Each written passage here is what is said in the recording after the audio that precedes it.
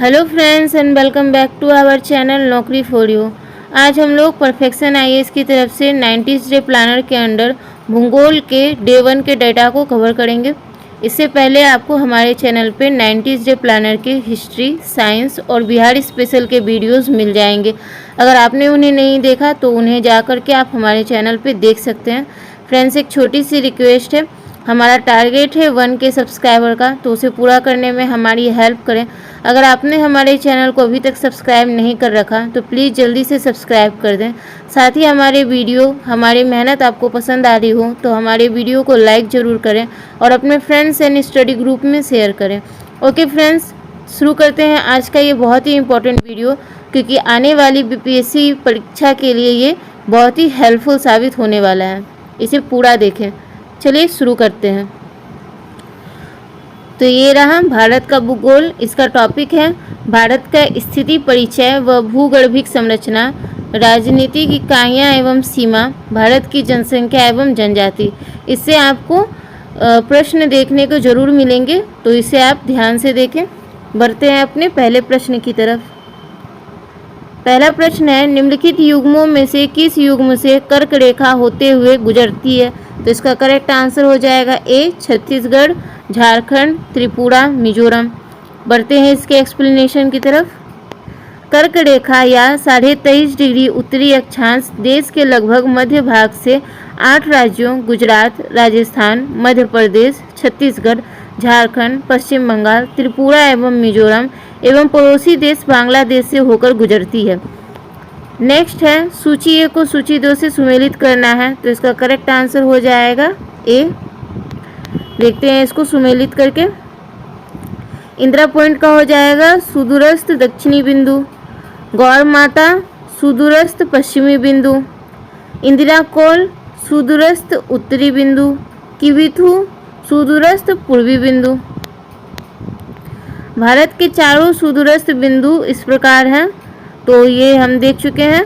सुदूरस्थ दक्षिणी बिंदु Indira point, great Nicobar अथवा बड़ा निकोबार द्वीप, मुख्य भूमि पर कन्याकुमारी। सुदूरस्थ उत्तरी बिंदु सियाचिन ग्लेशियर के निकट इंदिरा कौल है। सुदूरस्थ पश्चिमी बिंदु गौर माता अथवा गुहार मोती। सुदूरस्थ पूर्वी बिंदु किविथु। अगला प्रश्न है, भारत के संदर्भ में निम्नलिखित कथनों पर विचार करें। तो पूछ रहा है ये कौन सा कथन सही है, तो इसका करेक्ट आंसर हो जाएगा सी, 3 और 4। 82.5 डिग्री पूर्वी देशांतर का उपयोग भारतीय मानक समय को निर्धारित करने के लिए किया जाता है। भारत में कुल 28 राज्य व 8 केंद्र शासित प्रदेश हैं। भारत विश्व का 7वां बड़ा देश है जो संसार का 2.4% भू क्षेत्र को घेरता है। रूस क्षेत्रफल की दृष्टि से विश्व का सर्वाधिक बड़ा देश है। बढ़ते हैं अपने अगले प्रश्न की तरफ। इसके और भी एक्सप्लेनेशन है, इन्हें देख लेते हैं। भारत का अक्षांशीय विस्तार 6 डिग्री 45 से 37 डिग्री 6 मिनट उत्तरी अक्षांश के मध्य है। अतः भारत का विस्तार उष्ण एवं उपोष्ण दोनों कटिबंधों में है। 26 जनवरी 2020 के बाद से भारत में 28 राज्य व 8 केंद्र शासित प्रदेश हैं। दादरा नागर हवेली व दमन दीव अब एक ही केंद्र शासित क्षेत्र है।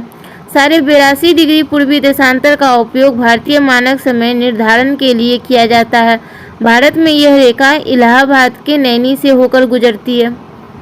अगला प्रश्न है, निम्न कथनों पर विचार कीजिए। तो पूछ रहा है कौन से कथन सही हैं। इसका करेक्ट आंसर हो जाएगा बी, केवल 2। इंदिरा पॉइंट को पिग्मेलियन पॉइंट अथवा पार्सन पॉइंट की संज्ञा भी दी गई है। भारत का मुख्य भूमि का दक्षिणतम बिंदु 8 डिग्री 4 मिनट उत्तरी अक्षांश पर स्थित कन्याकुमारी या केप कमोरिन अंतरिप है, जो तमिलनाडु राज्य में स्थित है। भारत का दक्षिणतम बिंदु इंदिरा पॉइंट है, जो ग्रेट निकोबार द्वीप के 6 डिग्री 45 मिनट उत्तरी अक्षांश पर स्थित है। इसे पिग्मेलियन पॉइंट अथवा पार्सन पॉइंट की संज्ञा दी गई है। अगला प्रश्न है, ये कथन और कारण वाले प्रश्न है। कथन, भारत का अक्षांशीय विस्तार एवं देशांतरीय चौड़ाई विस्तार लगभग एक समान है। उसके लंबाई अथवा चौड़ाई की दूरियों में अंतर पाया जाता है। कारण, भूमध्य रेखा पर ही देशांतर रेखाओं के बीच दूरी सर्वाधिक होती है और क्रमशः क्रम होती हुई ध्रुवों पर शून्य होती है। तो देखते हैं इसके करेक्ट आंसर को। इसका करेक्ट आंसर हो जाएगा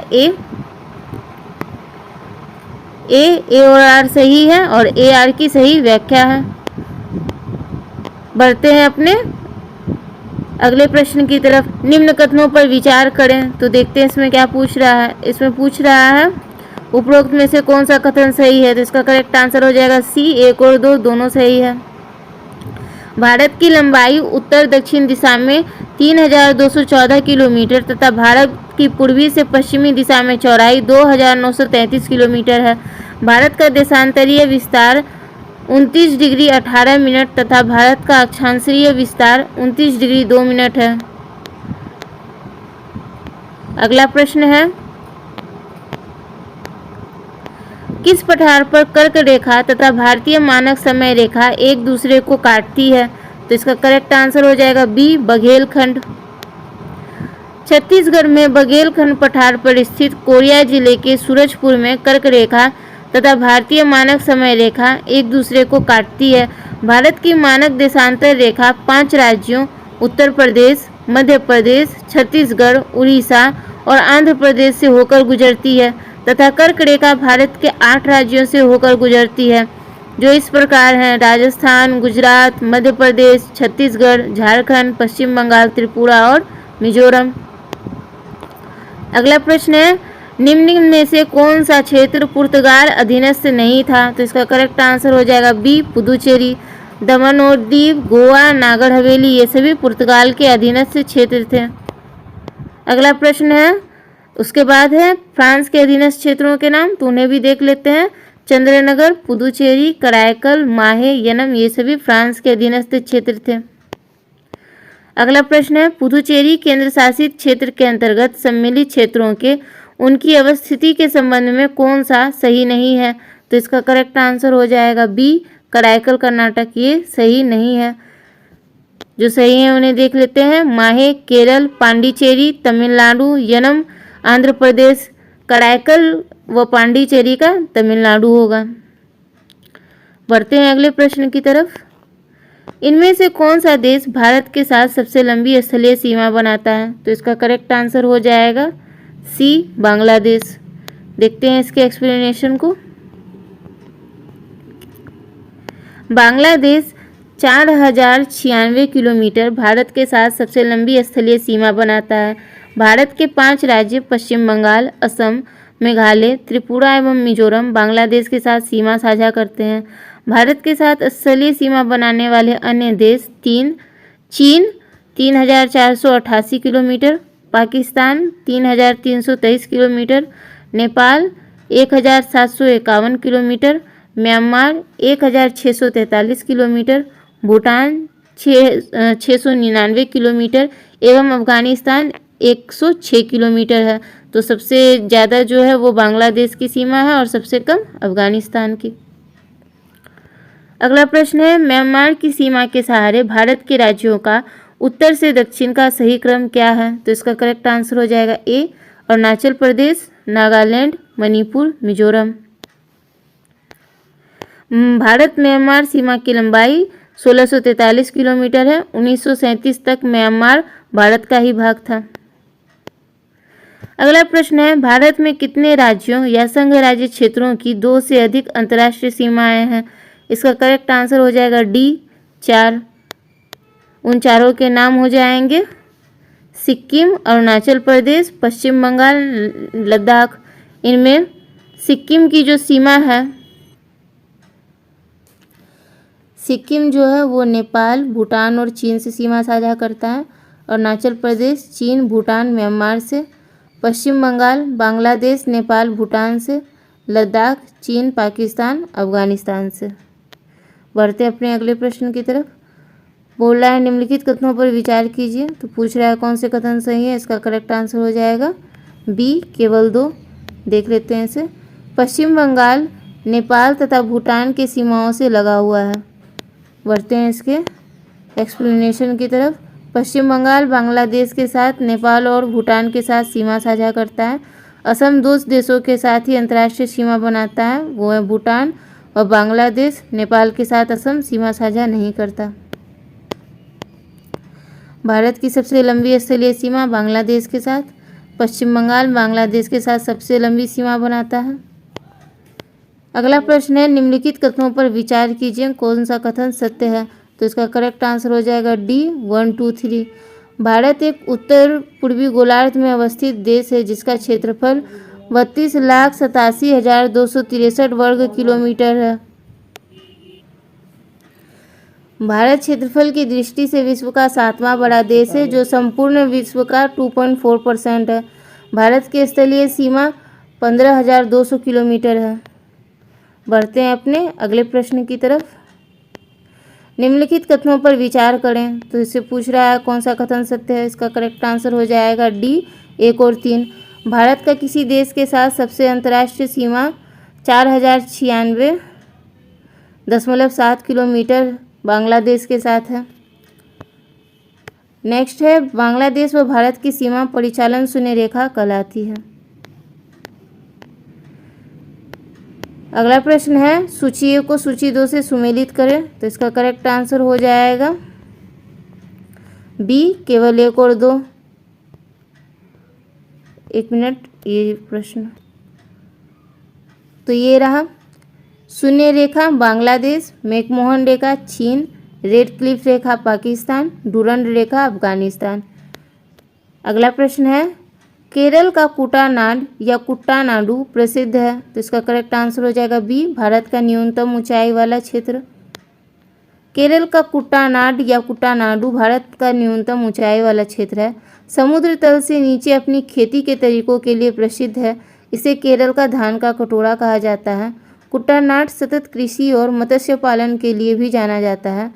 खाद्य एवं कृषि संगठन द्वारा कुट्टानाड की खेती के तरीकों को वैश्विक महत्वपूर्ण कृषि विरासत प्रणाली घोषित किया गया है। अगला प्रश्न है पाक खाड़ी किनके बीच है। तो इसका करेक्ट आंसर हो जाएगा बी मन्नार की खाड़ी और बंगाल की खाड़ी। पाक खाड़ी मन्नार की खाड़ी और बंगाल की खाड़ी के मध्य अवस्थित है। यह भारत के राज्य तमिलनाडु तथा श्रीलंका के उत्तरी भाग के बीच एक जल संयोजी है। यह बंगाल की खाड़ी जो मन्नार की खाड़ी के साथ जोड़ती है। यह जल डमरू मध्य की चौड़ाई 53 से 80 किलोमीटर है। इसमें कई नदियां विसर्जित होती है जिसमें तमिलनाडु की वैगई नदी प्रमुख है। इस जल डमरू मध्य का नाम मद्रास प्रेसिडेंसी के गवर्नर रॉबर्ट पार्क के नाम पर रखा गया है। अगला प्रश्न है निम्नलिखित कथनों पर विचार करें। कौन से कथन सत्य हैं। तो इसका करेक्ट आंसर हो जाएगा सी 1 और 2 दोनों। आर्कियन महाकल्प को प्री कैम्ब्रियन युग भी कहा जाता है। भारतीय प्रायद्वीप में फैली हुई आर्कियन चट्टानों को 3 वर्गों में विभाजित किया जाता है। अगला प्रश्न है धारवाड़ क्रम की चट्टानों के संदर्भ में कौन सा कथन सत्य है। तो देखते हैं इसमें कौन सा कथन सत्य है। तो इसका करेक्ट आंसर हो जाएगा बी 1 और 2 दोनों। इसके एक्सप्लेनेशन को देख लेते हैं। धारवाड़ चट्टानें भारत की प्रथम रूपांतरित चट्टानें हैं। इनका निर्माण आग्नेय निक्षेपों शिस्ट और नाइस से हुआ। इस भूगर्भिक समय काल का विस्तार 2500 मिलियन वर्ष पूर्व से लेकर 1800 मिलियन वर्ष पूर्व तक है। अगला प्रश्न है निम्नलिखित कथनों पर विचार करें। तो पूछ रहा है सही कथन कौन सा है। तो इसका करेक्ट आंसर हो जाएगा बी केवल 2। इन चट्टानों का नामकरण आंध्र प्रदेश के कुडप्पा जिले के नाम पर किया गया है। धारवाड़ क्रम की चट्टानों के अपरदन व निक्षेपण से कुडप्पा क्रम की चट्टानों का विकास हुआ। ये अपेक्षाकृत कम रूपांतरित हैं। इनमें जीवाश्म नहीं पाया जाता। इनका नामकरण आंध्र प्रदेश के कुडप्पा जिले के नाम पर किया गया है। इन चट्टानों में धातुएं कम पाई जाती हैं तथा इन चट्टानों में पाए गए सजावटी पत्थरों का विशेष स्थान है। पूछ रहा है इनमें से कौन सा कथन असत्य है। तो इसका करेक्ट आंसर हो जाएगा डी इनमें सभी। बढ़ते हैं इसके एक्सप्लेनेशन की तरफ। विंध्यन पर्वतमाला गंगा के मैदान और दक्कन के पठार के बीच एक विभाजक रेखा बनाती है। विंध्यन श्रेणी राजस्थान के चित्तौड़गढ़ से होकर बिहार के सासाराम तक विस्तृत है। अगला प्रश्न है मेसोजोइक महाकल्प के संदर्भ में कौन सा कथन सत्य है। तो इसका करेक्ट आंसर हो जाएगा सी 1 और 2 दोनों। इस महाकल्प की अवधि में कशेरुकी जीवाश्मों का आधिपत्य मिलता है। इसे 3 उप महाकल्पों में क्रमशः कैम्ब्रियम, क्रिटेशियस एवं जुरासिक में विभाजित किया जाता है। बढ़ते हैं अपने अगले प्रश्न की तरफ। इससे पहले इसके एक और एक्सप्लेनेशन को देखते हैं। मेसोजोइक महाकल्प में अकशेरुकी जीवाश्मों का आधिपत्य था। इस महाकल्प को 3 उप महाकल्प कैम्ब्रियम, क्रीटेशस एवं जुरेसिक में विभाजित किया गया। ये पॉइंट रिपीट हो गया है। अगला प्रश्न है, क्रीटेशस उपमहाकल्प के संदर्भ में कौन सा कथन सत्य है? तो इसका करेक्ट आंसर हो जाएगा सी, 1 और 2 दोनों। इस अवधि में दक्कन ट्रैप का निर्माण हुआ। क्रीटेशस युग के अंत में प्रायद्वीपीय भारत में भारी ज्वालामुखी का उद्गार हुआ। अगला प्रश्न है, निम्नलिखित कथनों पर विचार करें। पूछ रहा है कौन सा विकल्प सही है। तो करेक्ट आंसर हो जाएगा ए, केवल एक। तृतीय काल या टर्सरी पीरियड की चट्टानों में विभिन्न प्रकार के जीवाश्म पाए गए। तृतीय काल में विभिन्न प्रकार के जीवाश्म जैसे स्तनपायी जीवों, पौधों और अकशेरुकी जीव के जीवाश्म पाए गए। सिंधु, गंगा तथा ब्रह्मपुत्र नदी के मैदानों का निर्माण चतुर्थ काल में हुआ। अगला प्रश्न है, गोंडवाना तंत्र की प्रमुख श्रेणियों से संबंधित कथनों पर विचार करें। कौन सा कथन सत्य है? तो इसका करेक्ट आंसर हो जाएगा ए, केवल एक। तलचर की श्रेणी से प्राप्त कोयले का उपयोग प्रलग्न और ताप विद्युत संयंत्रों में किया जाता है। तलचर श्रेणी से प्राप्त कोयले का उपयोग प्रगलन और ताप विद्युत संयंत्रों में किया जाता है। पंचेत श्रेणी से प्राप्त कोयले में परतें नहीं पाई जाती। दामोदर श्रेणी में कोयला निक्षेप की परतें प्रचुरता में पाई जाती हैं। गोंडवाना तंत्र की प्रमुख श्रेणियां क्रमशः तलचर श्रेणी, दामोदर श्रेणी व पंचेत श्रेणी है। अगला प्रश्न है, दक्कन ट्रैप से संबंधित निम्नलिखित कथनों पर विचार करें। पूछ रहा है कौन सा कथन सत्य है। तो इसका करेक्ट आंसर हो जाएगा केवल एक। इसे ट्रैप कहने का कारण यह है कि लावा के प्रभाव के फलस्वरूप सीढ़ी नुमा स्वरूप का विकास हुआ है। दक्कन ट्रैप को दक्कन ट्रैप कहने का कारण लावा के प्रभाव के फलस्वरूप सीढ़ी नुमा स्वरूप का विकास हुआ। दक्कन ट्रैप का निर्माण बेसाल्ट एवं डोलोमाइट चट्टानों से होता है। ये चट्टानें काफ़ी कठोर हैं। इन चट्टानों के विखंडन से काली मिट्टी का निर्माण हुआ, जिसे कपासी या ढैगुर मिट्टी के नाम से जाना जाता है। अगला प्रश्न है, टर्शियरी क्रम की चट्टानों के संदर्भ में निम्नलिखित कथनों पर विचार करें। पूछ रहा है कौन सा सत्य है। टर्शियरी चट्टानें प्रायद्वीपीय भारत में केवल तृतीयक क्षेत्रों में सीमित है। इनका निर्माण इयोसीन से लेकर प्लायोसीन युग के बीच हुआ। टर्शियरी शैलें मुख्यतः हिमालय क्षेत्र में पाई जाती हैं। इस क्रम में शैलों में पेट्रोलियम पदार्थ भी पाए जाते हैं। अगला प्रश्न है, निम्नलिखित कथनों पर विचार करें और सत्य कथन का बताएं।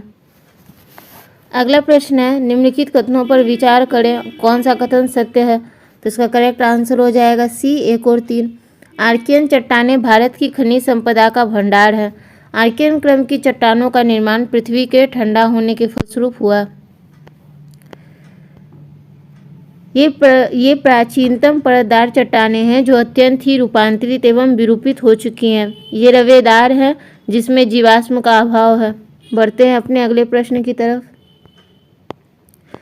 सातवीं, ये ग्रीस, ग्रेनाइट और शिस्ट की प्रकार हैं। हमारा अगला प्रश्न है, भारत में प्री कैम्ब्रियन चट्टानों के संबंध में निम्नांकित में से कौन सा तथ्य असत्य है। तो इसका करेक्ट आंसर हो जाएगा सी, ये गलत है। ये अत्यधिक कायांतरित हो चुकी हैं। इनमें जीवाश्मों के अवशेष नहीं मिलते। नीस, शिस्ट, ग्रेनाइट, चट आदि इन चट्टानों के उदाहरण हैं।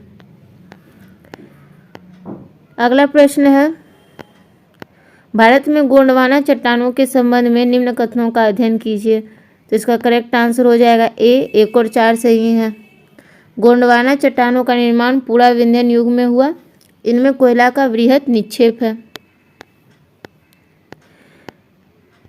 इन चट्टानों का निर्माण ऊपरी कार्बोनिफेरस युग से जुरेसिक युग के बीच हुआ। ये कोयले के लिए विशेष महत्वपूर्ण है। भारत का 90% से अधिक कोयला इन्हीं चट्टानों से मिलता है। ये परतदार चट्टानें हैं। इनमें मछलियों व रेंगने वाले जीवों के अवशेष प्राप्त हैं। इन चट्टानों का निर्माण घाटियों में नदियों द्वारा एकत्र होने वाले पदार्थों से हुआ था। दामोदर, राजमहल, महानदी और गोदावरी व इसकी सहायक नदियाँ तथा कच्छ, काठियावाड़ एवं पश्चिमी राजस्थान, सोन घाटी एवं वर्धा घाटियों में इन चट्टानों का सर्वोत्तम रूप मिलता है। अगला प्रश्न है, निम्न कथनों पर विचार करें। तो देखते हैं इसमें क्या बोल रहा है। इसमें बोल रहा है कौन सा सत्य है। तो करेक्ट आंसर हो जाएगा डी, 1, 2, 3 तीनों पॉइंट सत्य हैं। देखते हैं इन्हें। प्रायद्वीपीय भारत के लगभग 2/3 भाग पर आर्कियन सेल फैली हुई। आर्कियन चट्टानों को 3 वर्गों में विभाजित किया जाता है।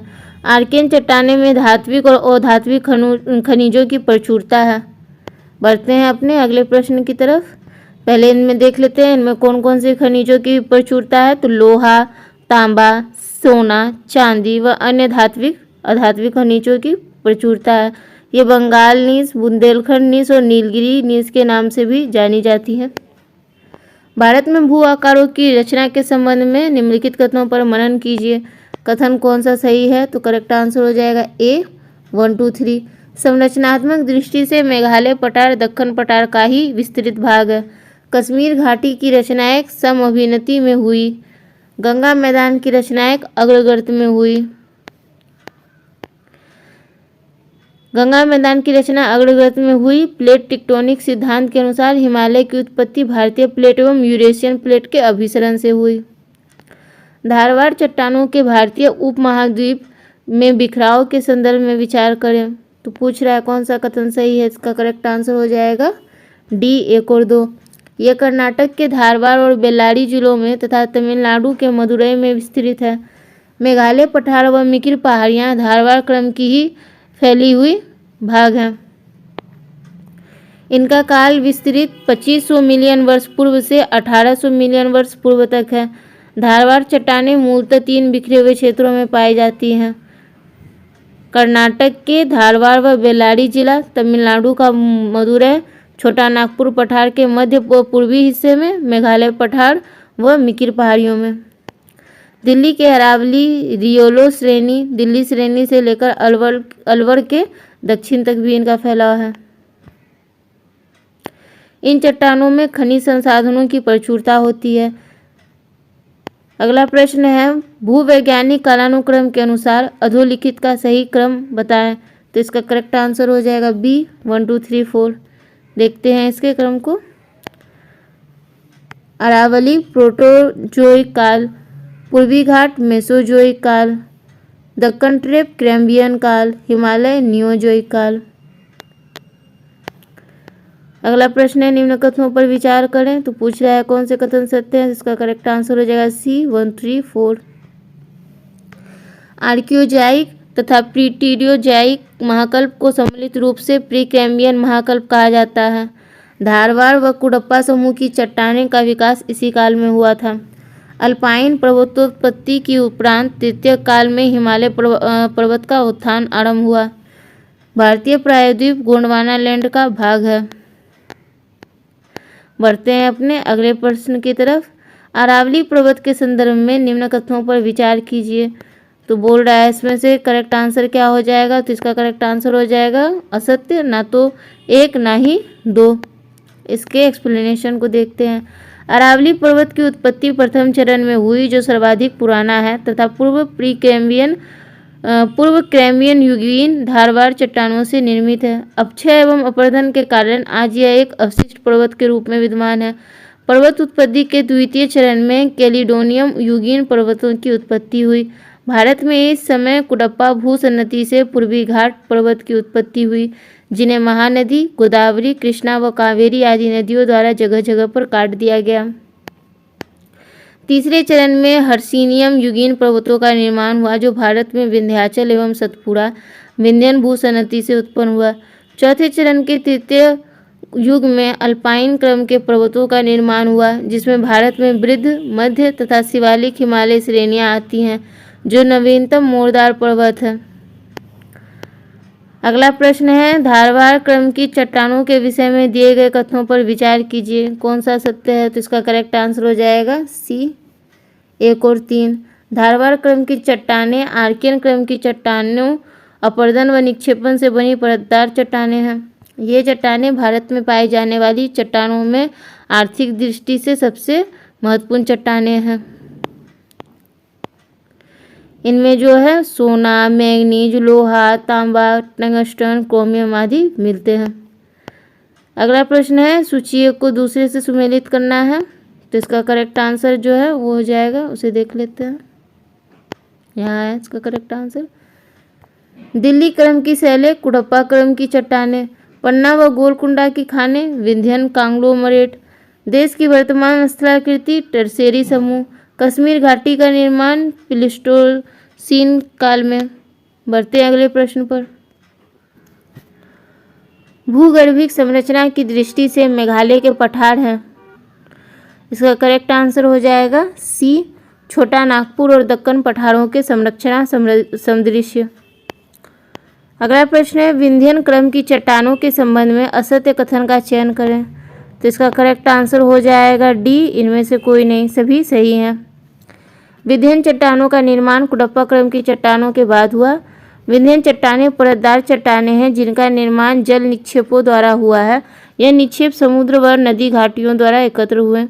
कैमूर श्रेणी इन्हीं चट्टानों के अंतर्गत आती है। इनसे चूने का पत्थर, बलुआ पत्थर, चीनी मिट्टी, अग्नि प्रतिरोधक मिट्टी तथा वर्ण मिट्टी प्राप्त होती है। बढ़ते हैं अगले प्रश्न की तरफ। उससे पहले इसके एक्सप्लेनेशन को देखते चलते हैं। विंध्यन क्रम की चट्टानें कुडप्पा के बाद बनी। इन चट्टानों का नाम विंध्याचल के नाम पर पड़ा। इनमें जो है बलुआ पत्थर प्राप्त होते हैं। इसी क्रम की चट्टानें लगभग 1 वर्ग किलोमीटर तक फैली हुई हैं। भांदल, विजदार तथा कैमूर श्रेणी इसी क्रम की चट्टानों के अंतर्गत आती है। इसमें चूना पत्थर, बलुआ पत्थर, चीनी मिट्टी, अग्नि प्रतिरोधक मिट्टी और वर्ण मिट्टी मिलती है। बलुआ पत्थर जो लाल रंग का है, इमारतों के निर्माण में काम में आता है। सांची का स्तूप, दिल्ली का लाल किला, जामा मस्जिद, आगरे का किला, सिकंदरा तथा फतेहपुर सीकरी इन्हीं पत्थरों से बने हैं। अगला प्रश्न है, निम्नलिखित में से गलत विकल्प का चयन करें। तो इसका करेक्ट आंसर हो जाएगा डी। डी गलत है, बाकी सही है। छोटा नागपुर प्रदेश को भारत का रूर प्रदेश कहते हैं। टर्शियरी क्रम की चट्टानों में भारत में पेट्रोलियम पदार्थ पाए जाते हैं। दक्कन ट्रेप का निर्माण मुख्यतः बेसाल्टीय चट्टानों से हुआ है। अगले प्रश्न की तरफ चलते हैं। बोल रहा है सूची 1 ज्वालामुखीता और सूची 2 उसके क्षेत्र, इन्हें सुमेलित करना है। तो इसका करेक्ट आंसर हो जाएगा क्रीटेशियस, दक्कन ट्रैप, कुडप्पा, बीजापुर एवं ग्वालियर श्रेणी, धारबाड़, चैंपियन श्रेणी, विंध्य, मलानी श्रेणी। बढ़ते हैं अगले प्रश्न पर। 2011 जनगणना अनुसार विभिन्न धर्मों की उनकी संख्या के मामले में अवरोही क्रम है। तो इसका करेक्ट आंसर हो जाएगा सी, सिख, बौद्ध, जैन, पारसी। आइए इनके प्रतिशत को देखते हैं। सबसे पहले हो जाएंगे हिंदू 79.80%, मुस्लिम 14.2%, ईसाई सिख 1.72%, बौद्ध 0.70%, जैन 0.37% एवं पारसी लगभग 1.67 लाख है।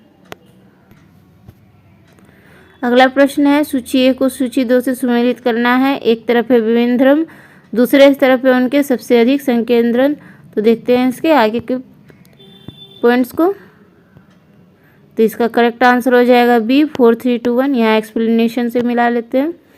हिंदू धर्म का सबसे अधिक प्रतिशत हिमाचल प्रदेश तथा सबसे कम प्रतिशत मिजोरम में है। ईसाई केरल में सबसे अधिक और जो है इसका कुल जनसंख्या का प्रतिशत केरल में 29% है। बौद्ध जो है वो महाराष्ट्र में सबसे अधिक है। उसके बाद इनका परंपरागत लद्दाख, जम्मू कश्मीर, हिमाचल प्रदेश में है। सिखों की सबसे अधिक जनसंख्या जो है वो पंजाब में है। बढ़ते हैं अगले प्रश्न पर। कौन सा कथन असत्य है? तो इसका करेक्ट आंसर हो जाएगा बी। सत्य कथनों को देखते हैं। अरुणाचल प्रदेश में सबसे कम जनसंख्या घनत्व 17 व्यक्ति प्रति वर्ग किलोमीटर है। राज्यों में सबसे अधिक लिंगानुपात केरल का है। 2011 में भारत की साक्षरता दर 74.94% थी।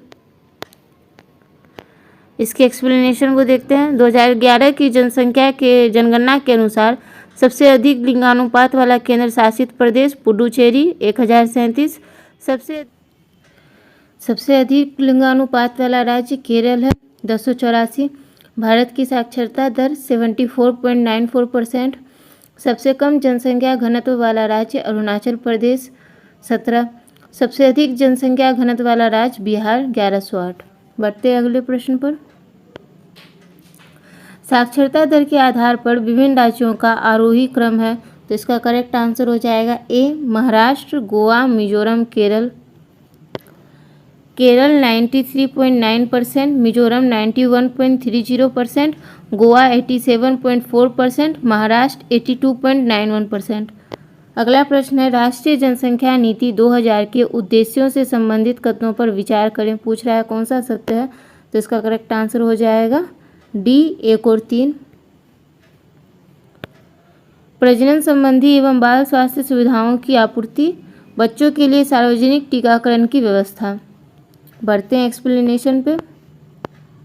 राष्ट्रीय जनसंख्या नीति 2000 के उद्देश्य वर्ष 2045 तक जनसंख्या को शून्य वृद्धि पर लाना है, शिशु मृत्यु दर को 30 प्रति हजार से कम करना है, लड़कियों के विवाह को 18 से 20 वर्षों के बीच रखना है और प्रोत्साहन देना है, और अन्य। अगला प्रश्न है, मानव विकास सूचकांक के संकेत को निम्न में से कौन सा शामिल नहीं है, तो इसका करेक्ट आंसर हो जाएगा डी, इनमें से भी शामिल है। मानव विकास सूचकांक एक समग्र सूचकांक है जो 4 संकेतकों को ध्यान में रखते हुए मानव विकास में औसत उपलब्धि को मापता है, जिनमें है जन्म के समय, जीवन प्रत्याशा, स्कूली शिक्षा के औसत वर्ष, स्कूली शिक्षा के अपेक्षित वर्ष, प्रति व्यक्ति सकल राष्ट्रीय आय। बढ़ते हैं अगले प्रश्न पर। निम्नलिखित कथनों में से कौन सा कथन असत्य है, तो इसका करेक्ट आंसर हो जाएगा बी, ये गलत है, बाकी सही है। 2011 की जनगणना के समय महापंजीयक व जनगणना आयुक्त श्री चंद्रमौली थे। भारत की जनसंख्या विश्व की कुल जनसंख्या का 17.5% है। बीते 10 वर्षों 2001 से 11 में भारत की जनसंख्या में 17.7% वृद्धि हुई। बढ़ते हैं अपने अगले प्रश्न पर। भारत की जनगणना 2011 के संदर्भ में निम्नलिखित कथनों पर विचार करें। पूछ रहा है कौन सा सत्य है, तो इसका करेक्ट आंसर हो जाएगा सी, केवल एक। नागालैंड देश एकमात्र राज्य है जिसकी जनसंख्या में कमी आई है। बढ़ते हैं अगले प्रश्न की तरफ। इससे पहले इसके एक्सप्लेनेशन को देखते हैं। भारत में जन्म दर में गिरावट आई, किंतु कुल जनसंख्या की तुलना में बच्चों की जनसंख्या 0 से 6 वर्ष की आयु का अनुपात 2001 के 15.9% से गिरकर 2011 में 13.6% हो गया, जो भारत में घटते प्रजनन का सूचक है।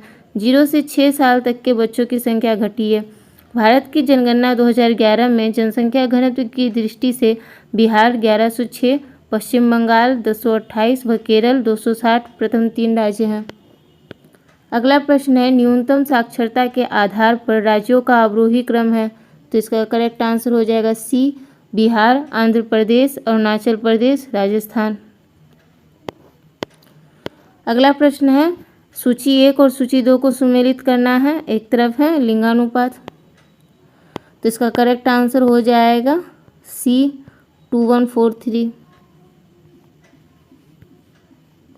अनुसूचित जनजाति 990, हिंदू 939, अनुसूचित जाति 945, मुस्लिम 951। हिंदुओं का लिंगानुपात 939, ईसाइयों का 1023, मुस्लिमों का 951, सिखों का 903, बौद्धों का 965 और जैनियों का 954 है। जनगणना 2011 के अनुसार अनुसूचित जनजातियों का लिंगानुपात 990 है और 2001 के लिंगानुपात से 12 अधिक है। वर्ष 2011 में अनुसूचित जाति का लिंगानुपात 945 तथा साक्षरता का प्रतिशत 37.41 है। अगला प्रश्न है, भारत के वे राज्य या केंद्र शासित प्रदेश जहां 2011 की जनगणना के अनुसार अनुसूचित जाति और अनुसूचित जनजाति जनसंख्या का प्रतिशत उनकी कुल जनसंख्या से सबसे अधिक है, तो इसका करेक्ट आंसर हो जाएगा सी, पंजाब और लक्षद्वीप। अनुसूचित जाति जनसंख्या प्रतिशत घटते क्रम में पंजाब 31.9%, हिमाचल प्रदेश 25.2%, पश्चिम बंगाल 23.5%। अनुसूचित जाति जनसंख्या प्रतिशत बढ़ते क्रम में मिजोरम 0.1%, मेघालय 0.5%, गोवा 1.74%। अनुसूचित जनजाति जनसंख्या प्रतिशत घटते क्रम में लक्षद्वीप 94.79%, मिजोरम 94.43%, नागालैंड 86.47%। अनुसूचित जनजाति जनसंख्या प्रतिशत बढ़ते क्रम में उत्तर प्रदेश 0.56%, तमिलनाडु 1.10%, बिहार 1.28%। पुडुचेरी, पंजाब, हरियाणा, दिल्ली, चंडीगढ़ में कोई अनुसूचित जनजाति निवास नहीं करती। बढ़ते हैं अगले प्रश्न पर। 2011 की जनगणना के अनुसार भारत में 10 लाखी नगरों की संख्या है, तो इसका करेक्ट आंसर हो जाएगा बी 53। 2011 की जनगणना के अनुसार भारत में 10 लाखी नगरों की संख्या 53 है। भारत में 10 लाख या इससे अधिक जनसंख्या वाले नगर सर्वाधिक उत्तर प्रदेश व केरल में 7 हैं तथा महाराष्ट्र में 6 हैं। 40 लाख से अधिक जनसंख्या वाले नगरों की संख्या 9 है। ऐसे नगर जिनकी जनसंख्या 1 करोड़ से अधिक है मेगा सिटी कहलाते हैं। ये हैं मुंबई, दिल्ली, कोलकाता। एक सर्वे के अनुसार वर्ष 2030 तक हैदराबाद, चेन्नई, बेंगलुरु एवं अहमदाबाद भी मेगा सिटी के अंतर्गत शामिल हो सकते हैं। भारत के प्रमुख महानगर घटते क्रम में Mumbai 18.41 million, Delhi 16.31 million, Kolkata 14.11 million, Chennai 8.70 million. अगला प्रश्न है, जनसंख्या वृद्धि के स्वरूप को एक दीर्घ कालावधि में घटित क्रमिक परिवर्तन को कहते हैं, तो इसका करेक्ट आंसर हो जाएगा ए जननांकीय संक्रमण।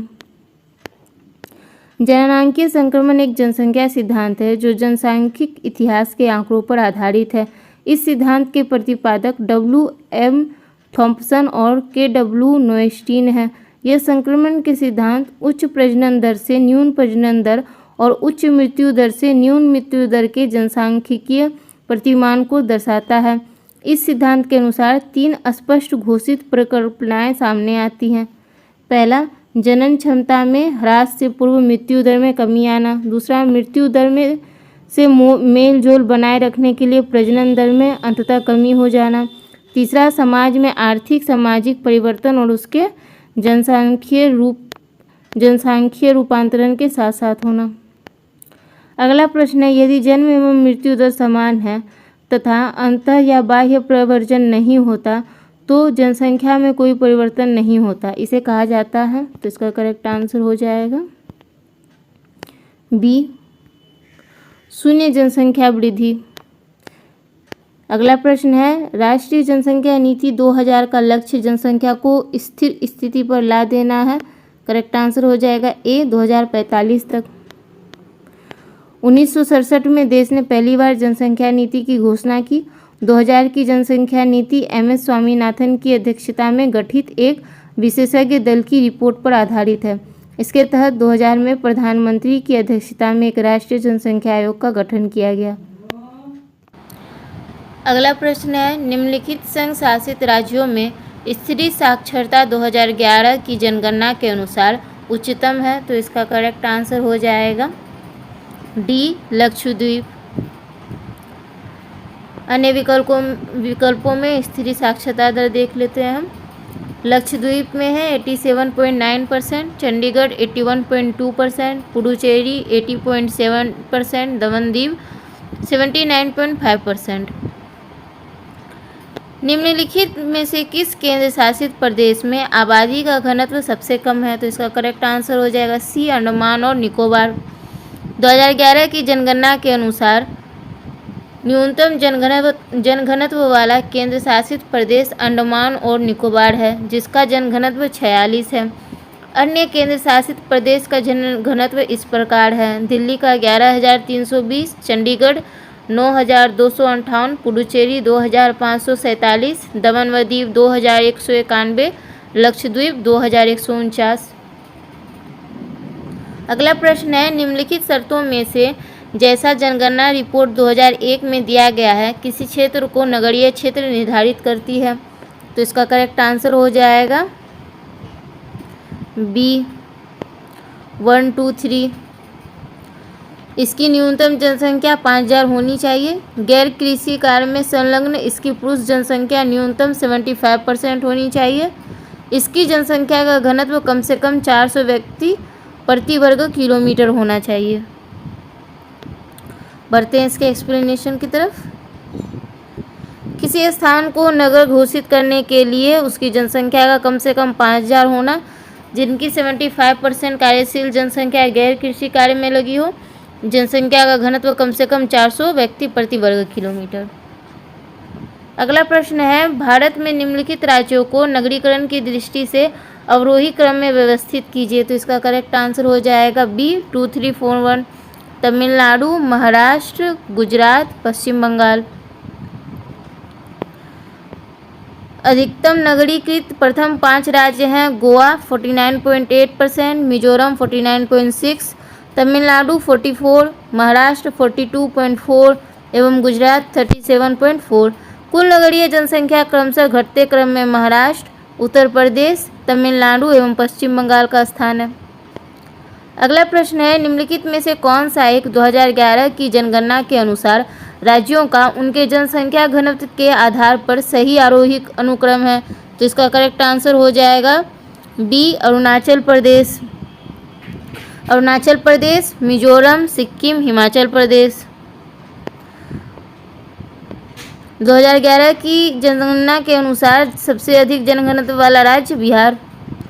शहरी जनसंख्या 2011 की प्रतिशतता के संबंध में निम्नलिखित में से कौन सा एक राज्यों का सही आरोही अनुक्रम है? तो इसका करेक्ट आंसर हो जाएगा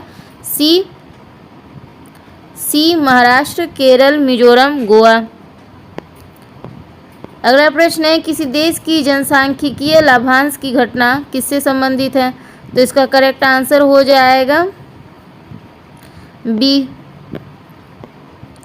को देख लेते हैं।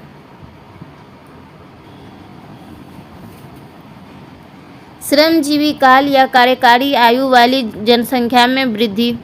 बढ़ते हैं अपने अगले प्रश्न की तरफ। जनसांख्यिकीय लाभांश अर्थव्यवस्था में मानव संसाधन के सकारात्मक और सतत विकास को दर्शाता है। यह जनसंख्या ढांचे में बढ़ती युवा और कार्यशील जनसंख्या, 15 से 64 वर्ष आयु तथा घटते आश्रितता के अनुपात के परिमाण स्वरूप उत्पादन में बड़ी मात्रा के सृजन को दर्शाता है। अगला प्रश्न है,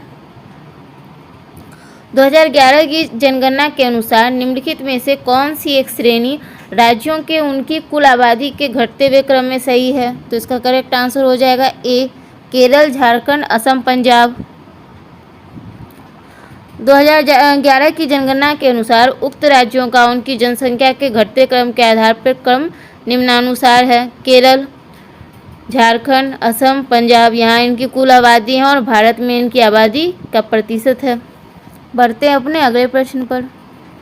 निम्न कथनों पर विचार करें, सही विकल्प को चिन्हित करें। तो इसका करेक्ट आंसर हो जाएगा ए केवल एक। उसे देखते हैं। भारत में हिंदी के पश्चात बांग्ला भाषा सर्वाधिक बोली जाती है, ये सही है। बढ़ते अपने अगले प्रश्न की तरफ। इससे पहले इसके एक्सप्लेनेशन को देखते हैं। भारत में हिंदी के बाद सबसे ज़्यादा बोलने जाने वाली भाषा बांग्ला है। बांग्ला भाषा विश्व में 6ठे नंबर की सर्वाधिक बोली जाने वाली भाषा है। विश्व में इसके कुल प्रयोगकर्ताओं की संख्या 267.65 मिलियन है। इथोनोलॉग 2021 के अनुसार भारत में सर्वाधिक प्रयोग की जाने वाली भाषाएं निम्नलिखित हैं। तो सबसे पहले हिंदी, उसके बाद बांग्ला, उसके बाद मराठी, फिर तेलुगु, फिर तमिल, फिर उर्दू। अगला प्रश्न है, मणिपुर की मध्य घाटी में संकेंद्रित गैर अनुसूचित लोगों को कहा जाता है। तो इसका करेक्ट आंसर हो जाएगा ए मैतेई।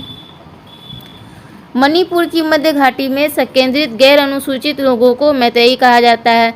मैतेई जनजाति जो घाटी क्षेत्र में रहते हैं, इनकी भाषाई मेइतेई है, जिसे मणिपुरी भाषा भी कहते हैं। पर्वतीय क्षेत्रों में नागा व कुकी जनजाति के लोग रहते हैं। मणिपुर को भारत का आभूषण, पूरब का स्विट्जरलैंड तथा देश की आर्किड बास्केट भी कहा जाता है। केबुल लामजाओ राष्ट्रीय उद्यान में मणिपुर का राजकीय पशु संगे मिलता है। अगला प्रश्न है, बोल रहा है कौन सा जोड़ा सही है? तो इसका करेक्ट आंसर हो जाएगा ए थारू, उत्तराखंड।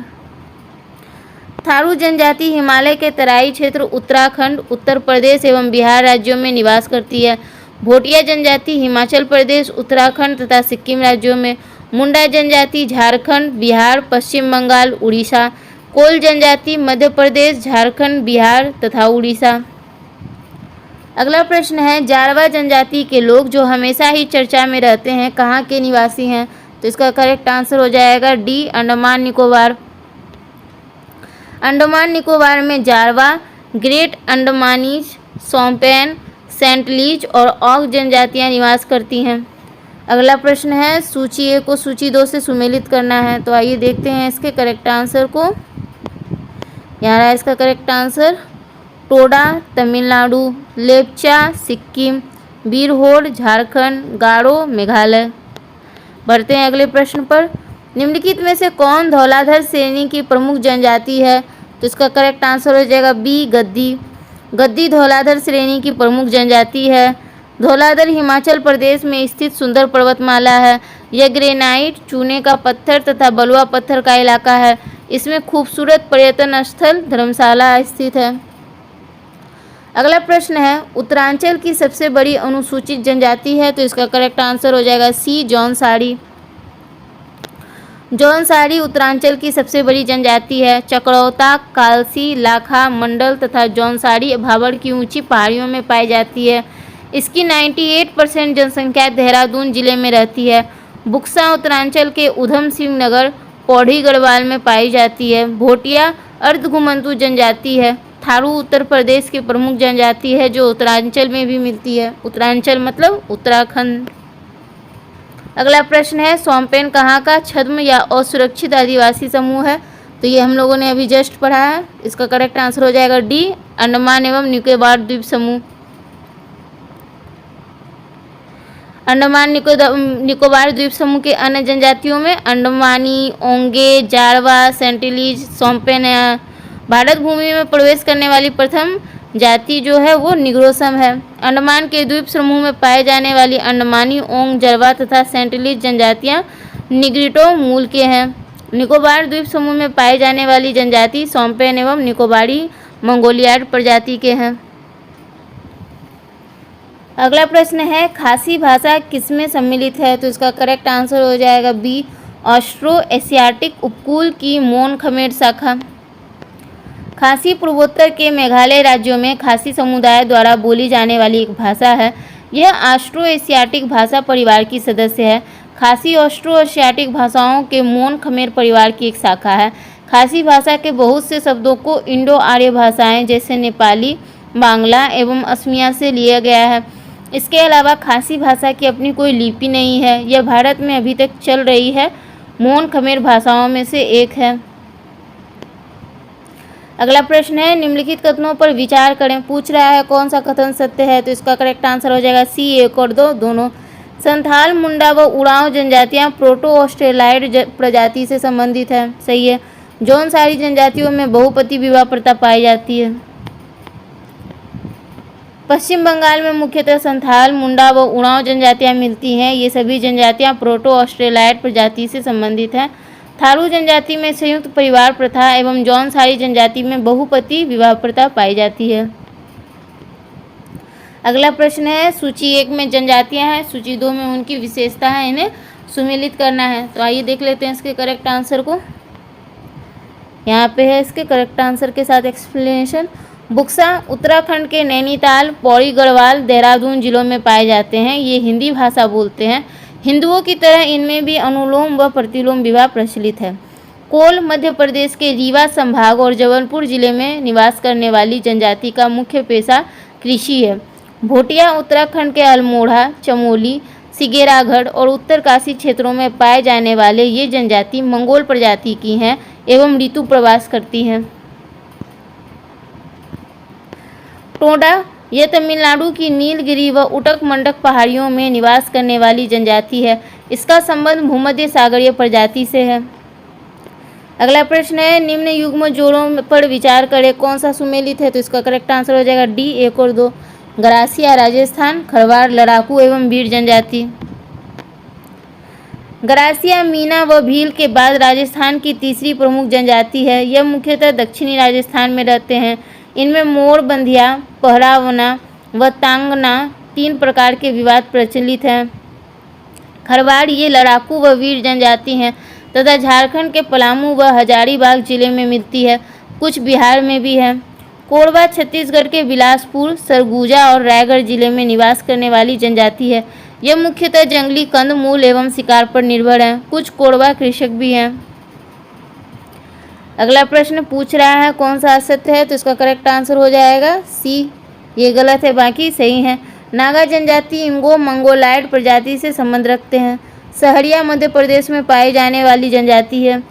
नॉर्डिक अथवा इंडो आर्यन भारत में सबसे अंत में आने वाली प्रजाति है।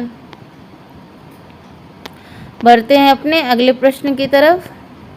नीचे लिखे राज्यों और जनजातियों के युग्मों में से कौन सा एक सही सुमेलित है? नहीं है फ्रेंड्स। उससे पहले एक छोटी सी रिक्वेस्ट, अगर आपने हमारा वीडियो यहाँ तक देखा है और अभी तक लाइक नहीं किया तो पहले जाके इसे लाइक कर दे, बाद में आप भूल जाएंगे। और अगर आपने हमारे चैनल को भी अभी तक सब्सक्राइब नहीं कर रखा तो प्लीज़ जल्दी से सब्सक्राइब कर लें। हमारे मेहनत को देखते हुए हमारे चैनल को लाइक करें, सब्सक्राइब करें और आप अपने फ्रेंड्स एंड ग्रुप में भी शेयर करें, सपोर्ट करें, ताकि हम ऐसे ही वीडियोस जल्दी से जल्दी आप तक ला पाएँ। और आप कमेंट कर ये भी बता सकते हैं आपको और भी कौन से टॉपिक से रिलेटेड वीडियोस चाहिए। चलिए फ्रेंड, देखते हैं इसका करेक्ट आंसर क्या होगा। इसका करेक्ट आंसर हो जाएगा डी, कोन्याक छत्तीसगढ़। कोन्याक नागालैंड की जनजातीय समूह है, ना कि छत्तीसगढ़ की। मीडी असम की जनजाति है। थारू भोटिया उत्तराखंड की तथा लंबाडी जनजाति का संबंध आंध्र प्रदेश से है। बैगा कोरबा छत्तीसगढ़ की जनजातीय समूह है। असुर व बिरहोर जनजाति का संबंध बिहार व झारखंड से है।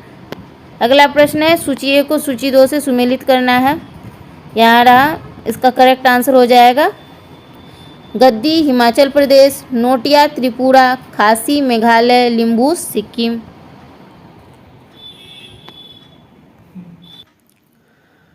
अगला प्रश्न है, सूची 1 को सूची 2 से सुमेलित करना है, तो इसका करेक्ट आंसर हो जाएगा ए 3421। इसका करेक्ट आंसर हो जाएगा ए 3421। आइए इन्हें देख लेते हैं। मंगोलायड हिमालय एवं हिमालय सीमांत क्षेत्र।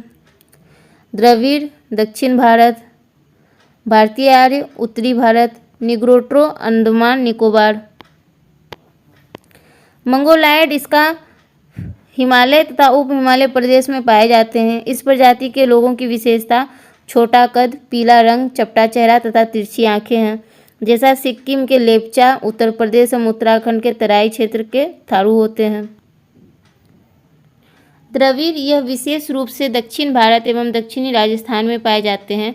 इनकी विशेषताएं छोटे कद, गहरा रंग, घुंघराले बाल, लंबे आकार के सिर तथा चौड़ी नाक आदि हैं, जैसे भील, गोंड व संथाल। अन्य भारतीय आर्य यह विशेष रूप से उत्तरी भारत में निवास करते हैं। इनकी विशेषताएं लंबे कद, साफ रंग, लंबी भुजाएं, भारी से लेकर छरहरे बदन आदि, जैसे राजपूत, क्षत्रिय, जाट। अगला प्रश्न है अगला पॉइंट है, निग्रिटो भारत के सबसे पुराने निवासी हैं, लेकिन मुख्य भूमि पर इस प्रजाति की मौजूदगी लगभग नगण्य है। यह अंडमान एवं निकोबार तथा नागालैंड में कुछ जगह पर पाई जाती हैं। अगला प्रश्न है, कौन सा जोड़ा गलत है? तो इसका करेक्ट आंसर हो जाएगा ए। इसका करेक्ट आंसर हो जाएगा ए, ये गलत है, बाकी सही है। पानियान केरल, बकरवाल हिमाचल प्रदेश एवं जम्मू कश्मीर, चकमा त्रिपुरा। लुसाई मिजोरम में पाई जाती है, ना कि उत्तराखंड में। अगला प्रश्न है, भारत की सबसे बड़ी जनजातीय समूह है, तो इसका करेक्ट आंसर हो जाएगा भील। 2011 की जनगणना के अनुसार भील भारत का सबसे बड़ा आदिवासी समूह है। वे भारत की कुल अनुसूचित जनजातीय आबादी का लगभग 38% है। यह जनजाति महाराष्ट्र, छत्तीसगढ़, गुजरात, राजस्थान के साथ त्रिपुरा में भी पाई जाती है। अगला प्रश्न है, सबसे अधिक अनुसूचित जनजाति वाले शीर्ष राज्यों का अवरोही क्रम है, तो इसका करेक्ट आंसर हो जाएगा ए मध्य प्रदेश, उड़ीसा, महाराष्ट्र, राजस्थान। अगला प्रश्न है, संथाल जनजाति के संदर्भ में निम्नलिखित कथनों पर विचार करें। पूछ रहा है कौन सा असत्य है, तो इसका करेक्ट आंसर हो जाएगा बी। केवल एक जो है असत्य है, बाकी सारे सही हैं। जो सही हैं उन्हें देख लेते हैं। मानव वैज्ञानिक साक्ष्यों के आधार पर इनका उद्गम द्रविड़ों से हुआ। वर्तमान में इनका वास स्थान राजमहल पहाड़ी, छोटा नागपुर पठार है। ये दोनों पॉइंट सही है। बढ़ते हैं एक्सप्लेनेशन पे। संथाल मूल रूप से कृषक होते हैं। इन जनजाति की संपत्ति भूमि के रूप में होती है तथा शायद ही कोई संथाल भूमिहीन होता है। इसके अतिरिक्त यह जनजाति शिकार, मत्स्यन तथा वन उत्पादों के एकत्रण में भी जुड़े रहते हैं। ओके फ्रेंड्स, तो आज का हमारा ये परफेक्शन आईएएस के 90s डे प्लानर का ज्योग्राफी का फर्स्ट डे वीडियो यहीं कंप्लीट होता है। अगर आपको हमारी मेहनत, हमारे वीडियोस पसंद आ रहे हैं तो प्लीज़ हमारे वीडियोस को लाइक करें, साथ ही चैनल को सब्सक्राइब करना ना भूलें। आप अपने फ्रेंड्स और स्टडी ग्रुप में इसे शेयर भी कर सकते हैं। फ्रेंड्स, हमें सपोर्ट करें। हमारा जो छोटा सा टारगेट है 1K सब्सक्राइबर का, उसे पूरा करने में हमारी हेल्प करें, ताकि हम ऐसे ही हेल्पफुल वीडियो सबसे पहले आप तक पहुंचा सकें। आप कमेंट कर और भी जो टॉपिक से रिलेटेड वीडियो चाहते हैं हमें बता सकते हैं। Okay friends, thank you, bye, जय हिंद। Subscribe our channel Naukri for you.